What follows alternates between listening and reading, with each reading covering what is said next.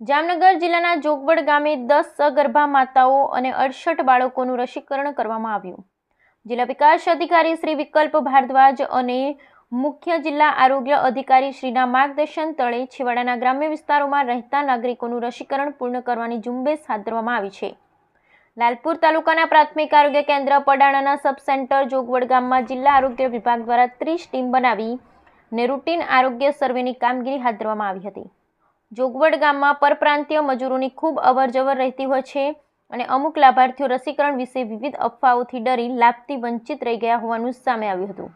તાજેતરમાં વિશ્વ આરોગ્ય સંસ્થાના ડોક્ટર શ્રી વિનયકુમાર સાહેબ અને શ્રી વિજયભાઈ જોશી દ્વારા શંકાસ્પદ ડિપ્થેરિયા કેસ ઓરી રૂબેલા કેસ બાબતે જોગવડ ગામની મુલાકાત લેવામાં આવી હતી।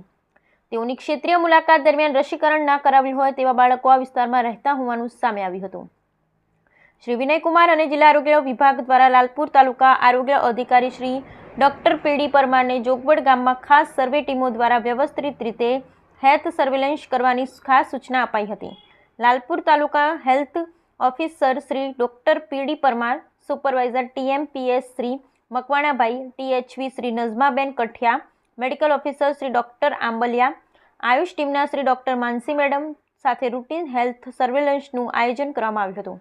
आ रूटीन आरोग्य सर्वेलन्सમાં लालपुर तालुकाની कुल 30 टीम बनावी जोगवड गामना कुल 30 एरिया कवर કરવામાં આવ્યા હતા અને આ સર્વેમાં જેટલા રસીકરણથી અરક્ષિત બાળકો તેમજ સગર્ભા માતાઓની યાદી બનાવવામાં આવી હતી। સાથે લાભાર્થીઓ માટે આયુષ્યમાન કાર્ડની કામગીરી અને આભા ID કાર્ડ કાઢવાની કામગીરી કરવામાં આવી હતી। 3 દિવસ ચાલેલી આ રસીકરણ ઝુંબેશમાં પરપ્રાંતીય શ્રમિકોને સરળ ભાષામાં કાઉન્સેલિંગ કરવામાં આવ્યું હતું।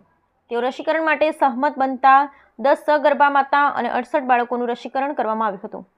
ઉપરાંત મેલેરિયા સર્વેલન્સ, TB સર્વેલન્સ, પાણીજન્ય રોગચાળા ન ફેલાય તેની કામગીરી કરવામાં આવી હતી। કામગીરીમાં પ્રાથમિક આરોગ્ય કેન્દ્ર પડાણાનો સમગ્ર સ્ટાફ, લાલપુર તાલુકા જુદા જુદા પ્રાથમિક આરોગ્ય કેન્દ્રના MPS, MPHW, CHOએ ફરજ બજાવી હતી। સમગ્ર આયોજન બદલ પ્રાથમિક આરોગ્ય કેન્દ્ર પડાણાના સુપરવાઇઝર શ્રી MPS ગોસાઈભાઈ, FHS શ્રી જલ્પાબેન ચાવડા, MPHW શ્રી વિજય ભાટિયાએ જહેમત ઉઠાવી હતી।